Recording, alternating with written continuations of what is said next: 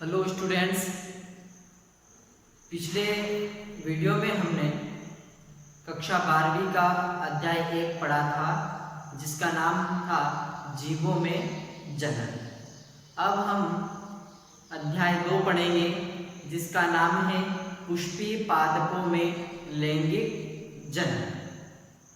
यानी कि जो पेड़ पौधे होते हैं उन पेड़ पौधों में लैंगिक जनन किस प्रकार होता है, किन अंगों के द्वारा होता है, इनका अध्ययन हम इस अध्याय में करेंगे। लैंगिक जनन हम पिछले वीडियो में पढ़ चुके हैं कि लैंगिक जनन क्या होता है। तो लैंगिक जनन वह जनन है जिसमें दो विपरीत जनकों की आवश्यकता होती है। एक नर और दूसरे मादा, दोनों जनक की आवश्यकता होती है। उस जनन को लैंगिक जनन कहा जाता है।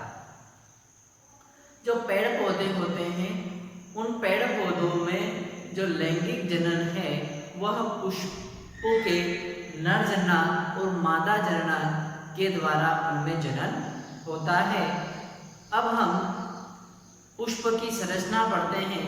तो पुष्प हम सभी ने देखा है, पुष्प एक आकर्षक और रंगीन होता है जिसके हम इस वीडियो में भाग पढ़ेंगे। तो पुष्प के भाग होते हैं। उनमें सबसे पहले हम जिस भाग से उस पुष्प को पकड़ा जाता है या फिर तोड़ा जाता है तो एक डंठलनुमा संरचना होती है। उस संरचना को पुष्पवृंत कहा जाता है, जैसा कि इस चित्र में दिखाई दे रहा है। इस वाले भाग को पुष्पवृंत कहा जाता है।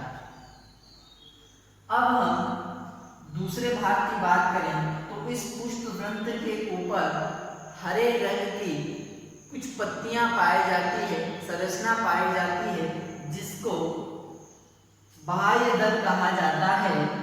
और बाह्य दलपुंज जो होता है उस बाह्य दलपुंज के एक भाग को सेपल कहा जाता है। यानी कि इनकी संख्या भी अलग अलग होती है। उन संख्याओं में से उसके एक भाग को सेपल कहा जाता है या फिर बाह्य दल कहा जाता है। ओके, फिर जो पुष्प का जो भाग जिस पर व्यवस्थित सटीक बैठा रहता है या फिर हम कह सकते हैं कि जिस पर यह व्यवस्थित लगा रहता है उसको हम पुष्पासन या फिर थैलस कहते हैं। पुष्पासन का मतलब होता है पुष्प का आसन। इसमें जो पुष्प है उन पुष्पों की सारी कलियां इस पुष्पासन पर आकर व्यवस्थित लगी रहती है। अब जो पुष्प का जो रंगीन भाग होता है, जैसे कि ये चित्र में आप लोग देख रहे हैं, ये वाले भाग, इन रंगीन भाग को दलपुंज कहते हैं। क्या कहा जाता है? दलपुंज कहा जाता है। और इन दलपुंज की एक संख्या को, जैसे कि मान लिया जाए इनकी बहुत सारी संख्या होती है, उनमें से किसी एक संख्या को पेटल कहा जाता है। क्या कहा जाता है? पेटल कहा जाता है। जो दलपुंज और बाह्य दलपुंज जो होते हैं इनको सहायक चक्र कहा जाता है। क्या कहा जाता है? सहायक चक्र कहा जाता है। क्यों कहा जाता है?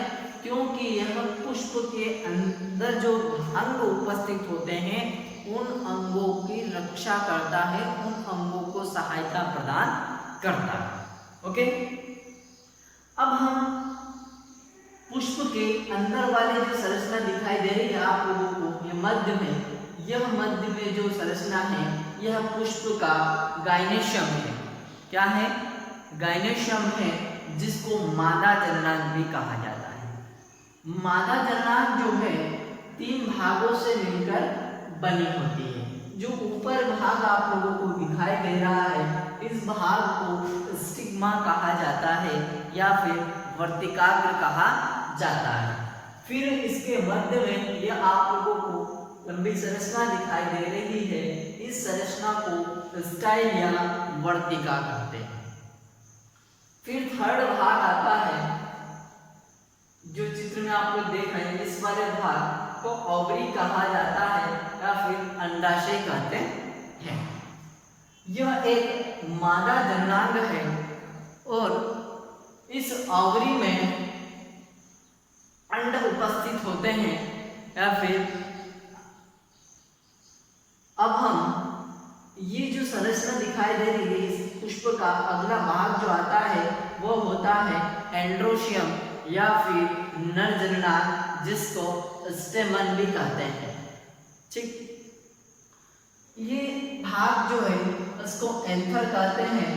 इस एंथर की संख्या भी हर पुष्प में अलग अलग होती है। यह एंथर के एक भाग को जो है स्टेमन कहते हैं। यह भी दो भागों से मिलकर बना होता है। जैसे कि ये ऊपरी भाग आप लोगों को दिखाई दे रहा है, इसको पराग कोश कहते हैं। क्या कहा जाता है?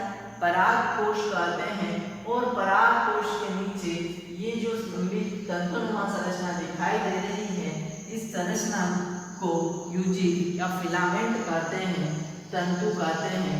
इस प्रकार हमने एक पुष्प की संरचना पढ़ी।